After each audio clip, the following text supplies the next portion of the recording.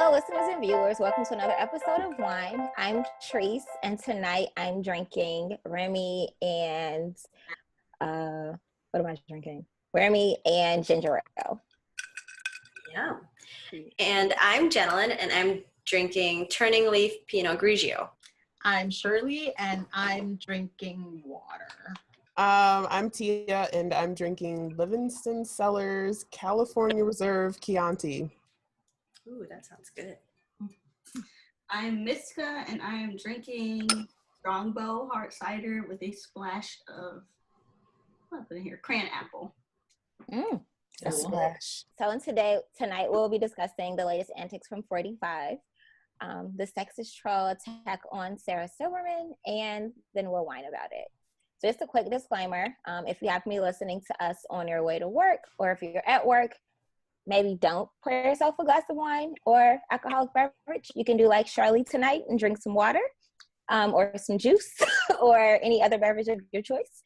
But if you are not doing if you're not at work or driving or any of those things, you can just pour yourself your favorite glass of wine or a beverage of your choice and join us for wine.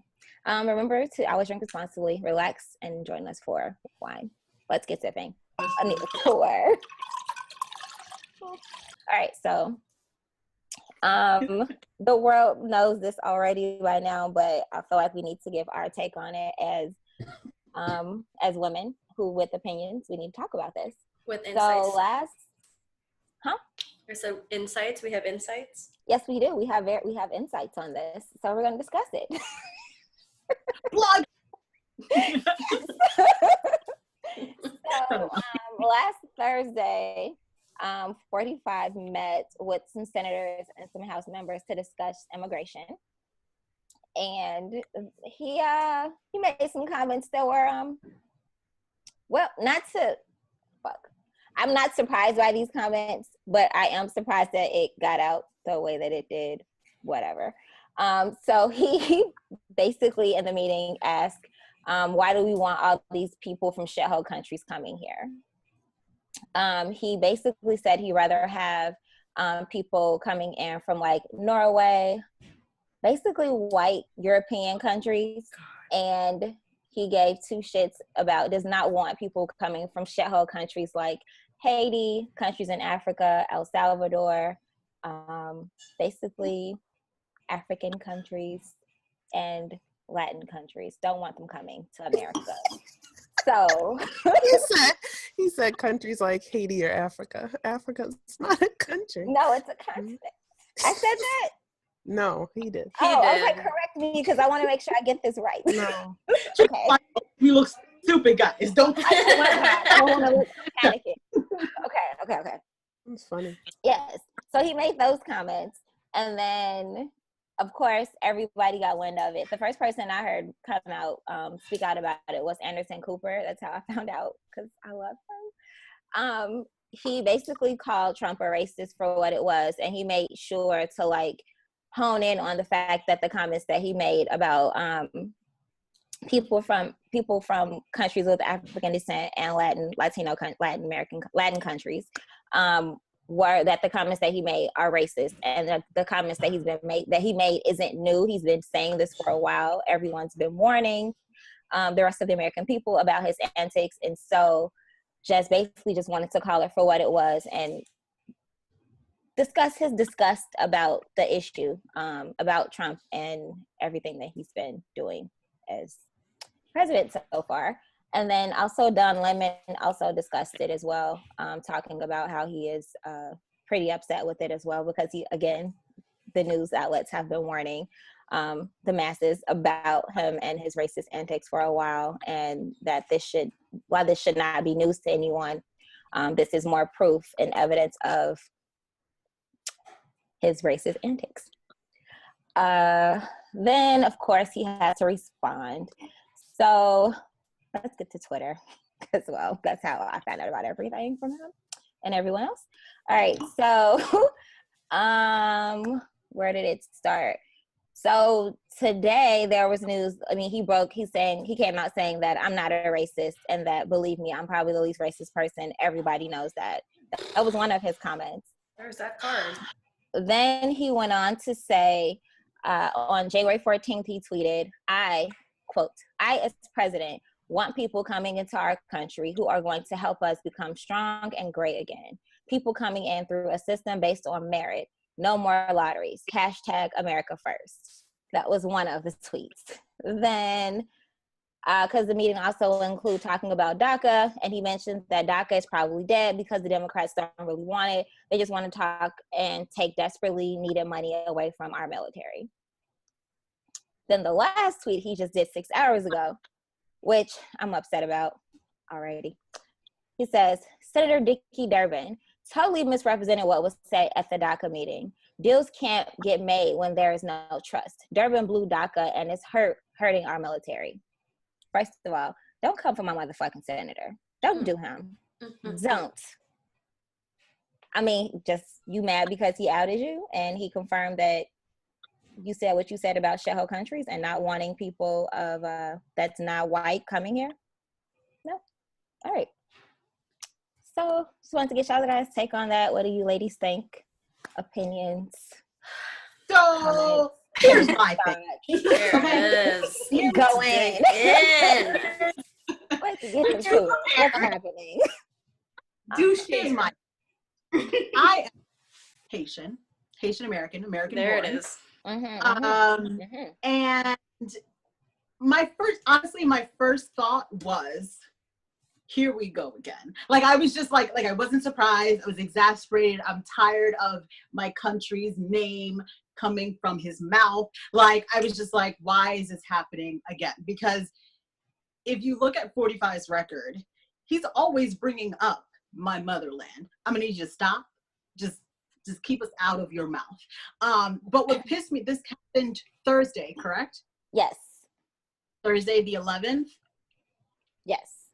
What pissed me off about this is that was the eve of the 8-year anniversary of the hurricane in Haiti.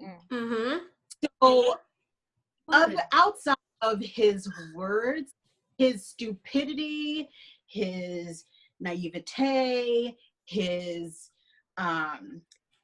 lack of consideration for what was the latest huge tragedy for Haiti was what upset me the most. Like, you always talking about us, fine, whatever. This is nothing new. I don't take it to heart. I know it does not represent who I am. I am a proud Haitian. I am a doctor. So fuck you and your ideas of who Haitian people are. But the fact that it happened that date is what pissed me off the most about it. Like, we're still mourning. We're still building, rebuilding. And it's, that's where I'll start and possibly end with my frustration with it. Like, Understandable. Mm-hmm. To me, I hate when people are like, oh, he's just being the president and that's, that's who he is. That's not what a president should be, and we shouldn't accept it. It shouldn't be like, oh, that's his personality, let's move on. No, we shouldn't move on.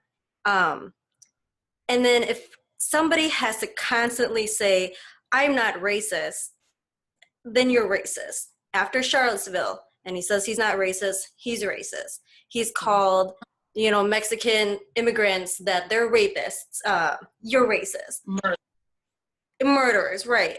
Mm-hmm. So don't say you're not racist because you are. And he's a blatant liar anyway, so why would you take his word for anything? Ugh. It's disgusting. I'm disgusted. What bothered me was this statement from, what is the guy's name? Raj, what's his first name? Raj Shah. And how, in the article, the CNN article that we'll link, talking about basically like normalizing it and saying it's cool that he said it, no biggie, because this is something that would resonate with his voters and his fan base. And I feel like that ties back into what Jen was just saying. It's like, we are making this acceptable and it's not cool. If I hate to be one of those people, but I feel like it comes up every second. if our previous president had said anything like that. Right. You know it would not be like, oh, no biggie, it's fine. Or if he had said, we don't want no Norwegians or no Swedish or no this people coming in our country, you know, things would have been flipped upside down. And I just think it's another example of how hypocritical and inherently racist this country is, and how like that is like a foundational thing that we are expected to just be cool with and accept, and it's messed up. If our president, or if our past president, did 1/10 of what Trump has done in 1 year of his presidency, he would have not been president anymore. He would have been impeached so fast. So it's ridiculous that Trump's been able to get away with so much already. Absolutely. All right, so one of the other things so of course, once this news broke of Trump calling countries shitholes, right? Twitter, everywhere, like this shithole countries is kind of just like trending everywhere. And it just amazes me how you take one snippet of what he's saying and then you just go with it, because I feel like it's deeper. Like, I get that shithole is like disrespectful and it's bad. You don't want to say that about another country, but I think it goes deeper than that, just being calling a country a shithole. Like, I feel like just call it for what it is and saying that he's a fucking racist. Like, I feel like Trump is racist should be trending or something, and not just saying shitholes. Because obviously, like, we know some of these we understand that was bad. Like, all like the countries that we're like he's talking about isn't necessarily like all shithole countries. They're not shitholes, so you shouldn't be saying that. But at the same time, I just feel like it just kind of waters down the larger issue. Yes. And, yes. You know what I mean? Yeah. Absolutely. Absolutely. Because then what he'll see trending is shithole country, as opposed to logical people's reaction to his issues. And I think in general, that should be how we respond to these things, whether it be from 45 or from the Republican Party or from particular representatives. Like, our reaction should be why they're the issue, not making what they say or what they do necessarily the focus. Right. Yeah. That's a good point, Therese. I like that. Are you serious? This is what we're talking about? Because I saw a trend, like people were just saying like, oh, I'm from shithole, whatever. Oh, I'm from shithole Southside. I don't no, that's not, I mean, y'all missed the mark. Sorry. I mean, I know y'all love, like, people love to go on that sweet little, the hashtag and trend with everybody else, but like, it's a larger issue. And then the other thing, forgot what it was. Oh, I love Anderson Cooper.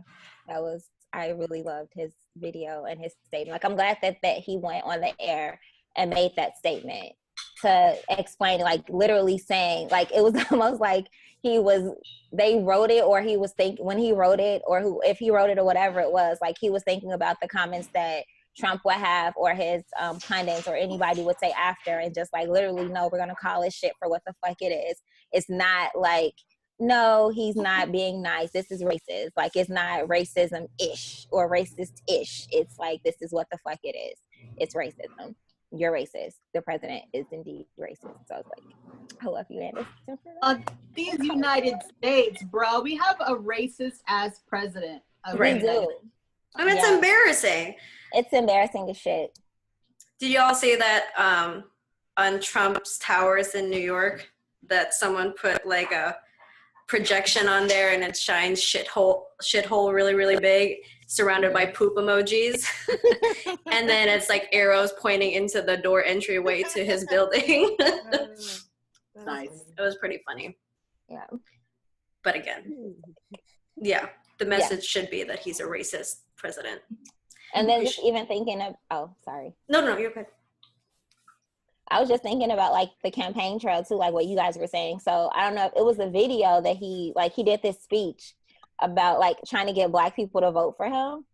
And I was so pissed off because in the video, he was just saying like how so many politicians come to our neighborhoods and our communities and then they don't do anything.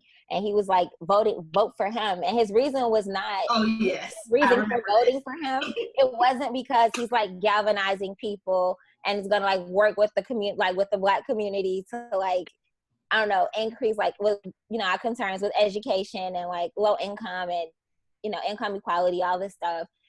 His remark was, what the fuck do you have to lose? Like, you should vote for me because nobody else is doing shit for y'all. Like, it was nothing about like any of the issues that we care about. I was just this motherfucker. Like, he really just sat here and said, what the fuck y'all got to lose? Yeah. I feel like every time he speaks, my instinct is like, this motherfucker. I swear. Every time.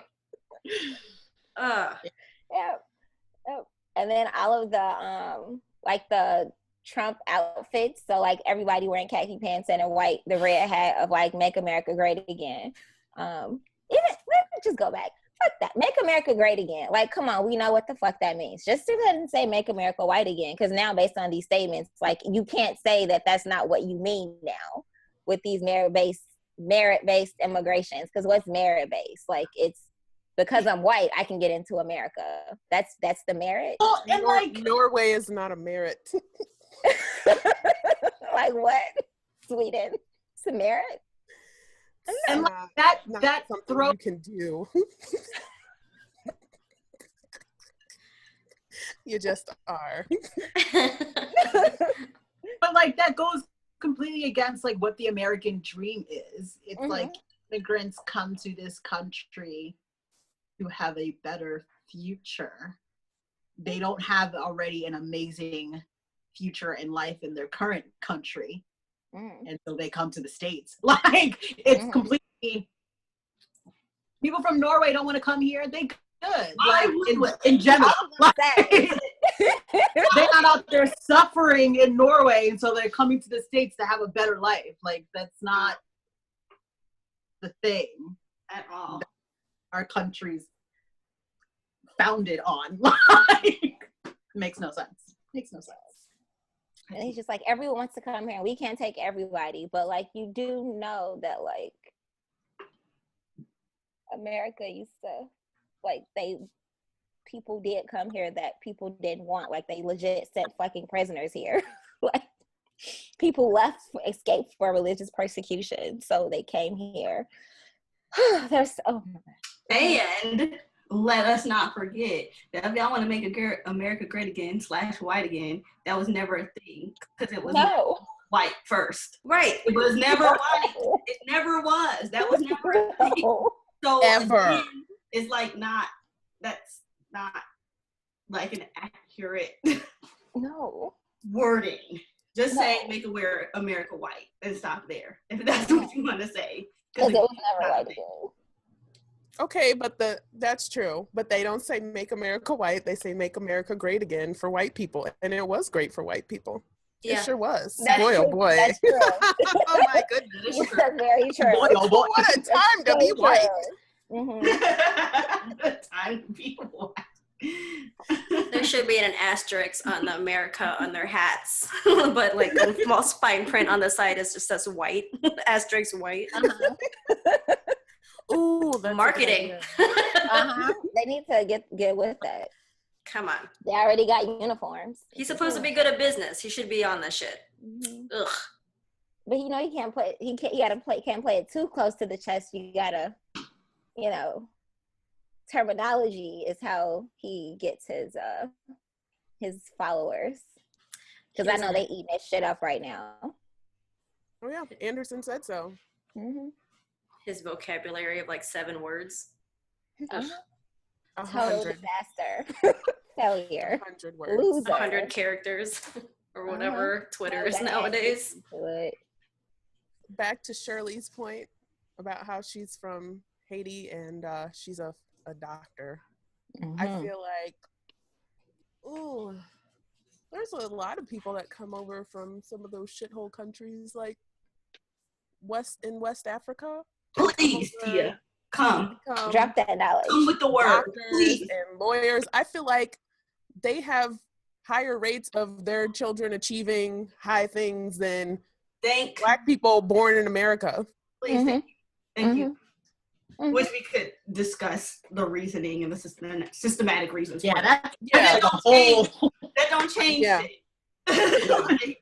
I'm just saying, for his little merit-based system, if you're looking at who's coming over and doing what, like, say it again. They're doing Say it things. again. One more They're time. doing I things. don't think they heard you in the back. I don't need to say it again. They speak for themselves. They do for themselves. It's a thing.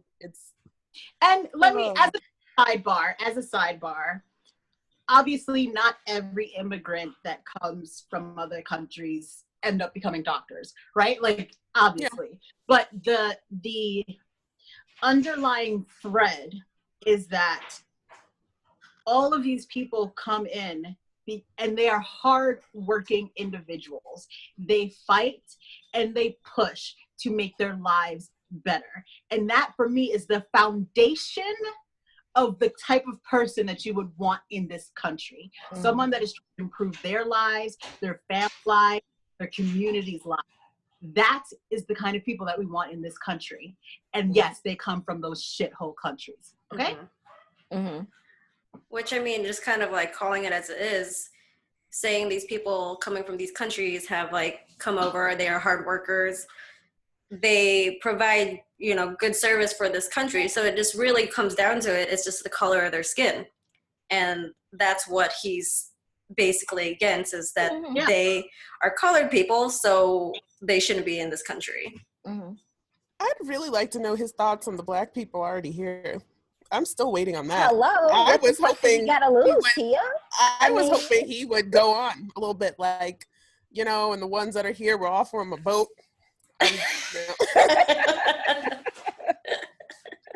They've been here so long. Sucking this country dry. Oh God, that'd be such a cringe-worthy interview. The welfare debate about how we're all on welfare, although none of us, it's only 20% of us Black people who are actually on welfare, and it's like 40% for white people. But yeah, no. Statistics. You can't throw numbers his way. He doesn't understand that. Yeah. Give him a stroke. He has selective hearing. It just sucks because it's like it's 2018. I know. And like we're dealing with this. It sucks too because I'm just going back to my like college courses, and I took a race and ethnicity class. I love my professor. What professor did I like? She was amazing. But like we did like this historical timeline, and you can kind of see like he's not lying. Like, I'm gonna say this: Trump isn't lying about what he's saying. He's just saying what every person who thinks like him has done and do. So historically, like they do, you know, give preferential treatment to European countries in terms of immigration passes. But at the same time, except when they hated Irish and Italian people. Yes, those people when they hated them. So like it's historically this has happened and this has been going on. So he isn't lying. It's just it's sucky now because it's like, dude, it's 2018. We've come so far since then. Like times have changed. We've seen differences in this. Like we literally, Obama like galvanized us all. Like he tried to bring us all together, and then here you come and you ripping that shit apart, and it's just like fuck you for destroying our fake hope that we had. Like, don't bring me that shit. Like I knew that happened. I don't need you to tell me that this is going on, or you to say this as a president. This is Donald Trump, businessman, apprentice. You can say that shit, but you're president of the fucking country. And you're supposed to be galvanizing people and making people feel like they all belong and we are all one, quote unquote, and you're not doing that. How can we and it sucks. I'm like, I'm not a parent, but I'm like, it sucks to have these conversations with my nieces and nephews about like their dreams and hopes and aspirations and shit. And right now, the leader of this fucking country is a douche and a racist. Like it really sucks.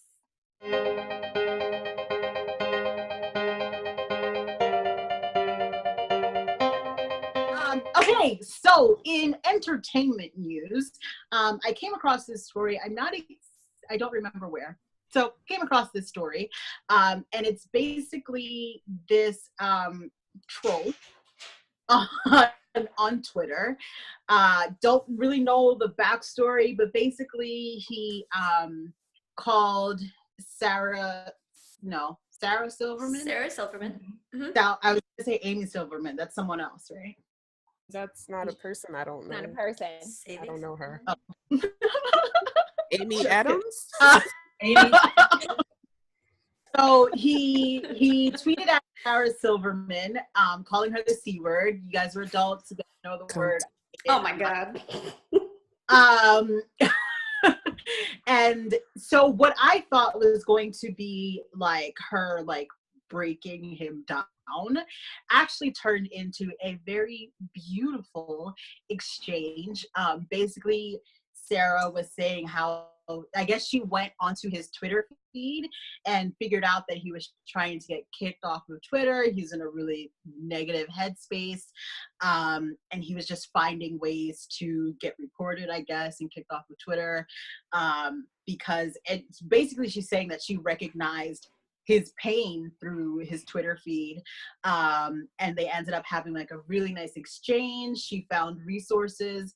Well, she tweeted out that if anyone was able to provide resources, I think in his area, and an organization replied back to her and the guy saying that they reached out to him and they're going to set up mental health services for him. And it just ended up being just, you guys, just a really pretty, like a really beautiful, pretty, sure that works. A really beautiful exchange between a celebrity and a troll trying to come at that celebrity. It could have obviously gone completely sideways, but it was just, I don't know. I came across it and I thought it was really, really nice. I don't know Sarah Silverman and her work much, but it made me definitely respect her for sure. Me too. I was just gonna say that it took a turn because with Sarah Silverman, she's a comedian, but she can be pretty like blunt about things. So I thought she was gonna attack him. And then it took a turn and it was really nice. And I appreciated that she looked at his Twitter first and she did the research before like going on her Twitter and just going crazy, you know, like or some people that he needs mental health. Yeah. And I like that. It was a pretty and beautiful exchange between the two. And even on the guy's end, like he could have gotten easily defensive and been like, screw you, like whatever, like it could have gotten worse. But he was like he really went to a vulnerable place and he was like, yeah, actually my life is shit. I'm in pain. Oh, I think it was pain actually, like a pain clinic that reached out to him, and maybe not mental health, I apologize. But like he's in pain, he can't work and like all of this stuff. He's not able to relate to other people. He doesn't have many friends. Like he was like actually open to accepting her feedback and really sharing what his pain was. And that was also shocking to me. Yes, it was. So she tweeted out, yo, San Antonio, any kick-ass back neck care specialist willing to help my friend? The guy's Jeremy. He had several slip discs, no insurance, and can't work because of severe pain. And so that's what somebody responded, said that they could help him. And that's awesome. So anywho, I just thought it was nice because it was a nice exchange compared to all the other, like I think Shirley, like you said about how people usually are like super aggressive and cursing people out and just going back and forth. And it was just nice to see a positive spin on, like her taking a positive spin on it, which then helped break down his defenses a little bit more. Because man, trolls are like, this could have turned real ugly real quick, but it did not. And I'm just reminded of, like, she said something about like seeing his pain, and he's like, how can you tell? Like, how do you know, or whatever? And she's like, I don't know. I went to your profile and something about like I can see it in your eyes or something like that. Like, this is too much beautiful stuff. Like, it was so great. And here it is. It reminded reminds me of I that. loved, with each tweet that I was reading, I just loved it more and more and more. It reminds me of like, you know, like that cliche shit in the movies when they'll be like, they'll tap you on your shoulder and be like, it's not your fault. And then you just start crying. Damn it, Trace. You cannot ruin this for me. I feel like that's what happened. It was like, oh no, one of those and then moments. Everything happened. But it was a good one. Like it turned out good. Like he's gonna get help that he need. And I mean, not to say that every troll needs to troll everybody, but it was just nice to see a positive exchange for once. Something that could have went real left went really positively. Good job, Sarah Silverman. Woohoo.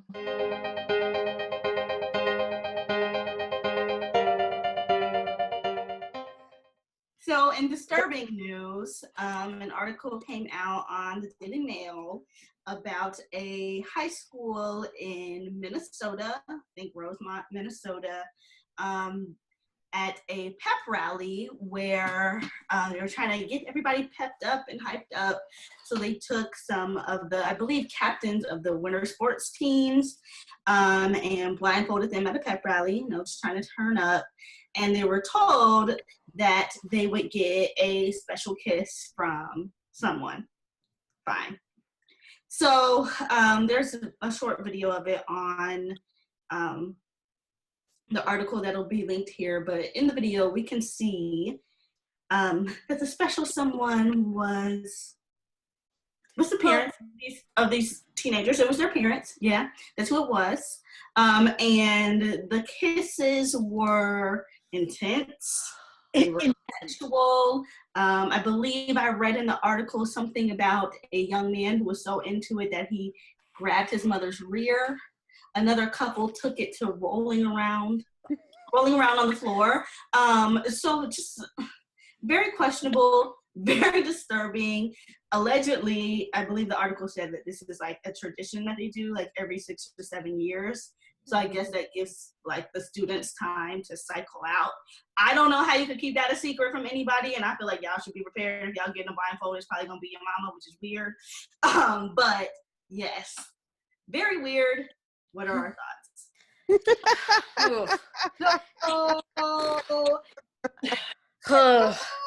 That's my thought. It's not. And I had a thought. Even if it's not like the parents got paired with the children, it's not incestuous then, but it ain't right. Like, I need to stop doing these hands. But it ain't right. It's not right. No. There you go. Right. Right. It's not to like the level of, I feel like whatever. And the parents were blindfolded. Oh yes. And excuse me. So it was actually the mom that moved the male student's hand to her rear. Oh boy. And they had, I guess after, or no, while they were still blindfolded, they asked one of the boys, like, so what did you think of the kiss? And he was like, well, her lips were very luscious, like something like that. No. No. And it was something that I think like the teachers planned.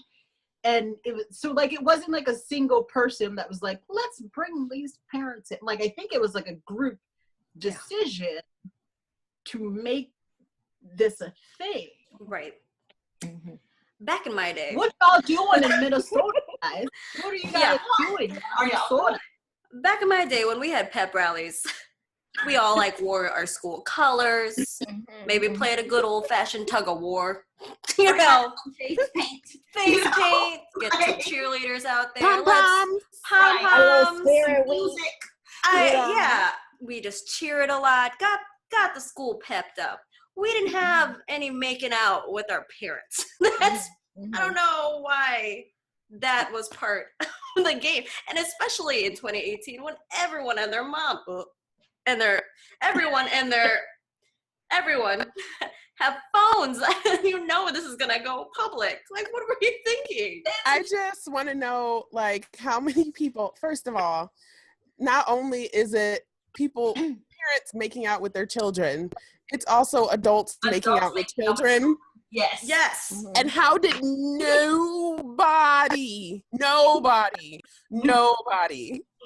of the what are y'all doing in adult Minnesota? people, including the principal, was like, maybe this is a bad idea? Nobody. Right. No one said anything. What are you guys imagine doing? like the group sitting at a table, like, let's have the students, okay, and their parents, okay, have the students blindfold, red flag.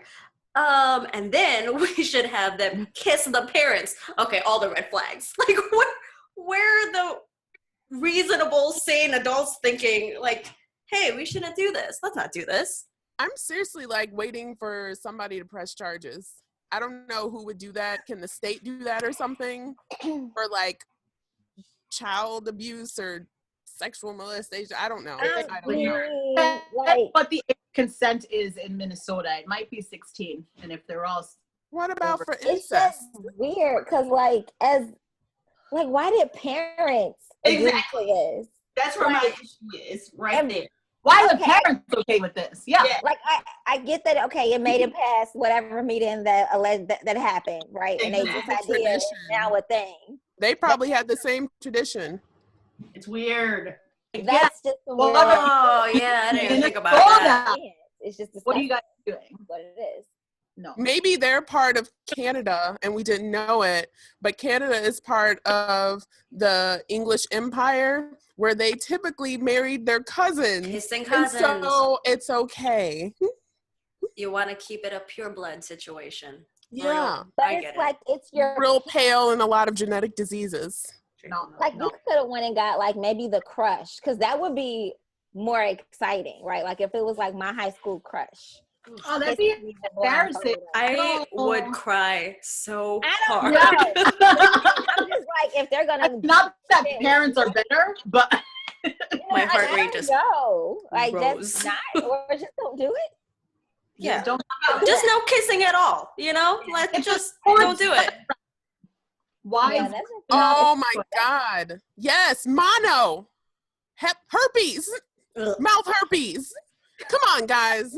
Well, disgusting. Okay. All right. And the flu is running rampant right now. Let's not do this. Don't act like this is not a thing. Don't act like it's not. That is unsanitary. You don't know who you're kissing. They didn't know who they were kissing the children. They were blindfolded. That was disgusting. Ugh, those poor kids. And now it's caught on camera forever. Forever. Those kids are gonna go to college and they're gonna have some tough none of them are times. running for public office in the future. In the words of Squints, forever. It's up there. That's your legacy, guys. Kissing your parents. Nasty. Rolling on the floor with your parents. Ugh. All right, Treese, wrap it up. Let's do it. Thank you for listening and or watching another episode of W.I.N.E. You can find our podcast on Podbean, iTunes, YouTube, and Google Play. You can also follow us on Facebook, Twitter, and Instagram at W.I.N.E Podcasts with an S. So please rate, review, and subscribe. We appreciate any feedback. Seriously, guys, you can just give us some feedback and let us know how we're doing. We see that you're Gary. Shout out to Gary. Commenting. Yes. Hi, Gary. Thanks for all your feedback. Number one. Our number one viewer. Bye. Oh, bye. Bye. I thought we were just talking now. Bye.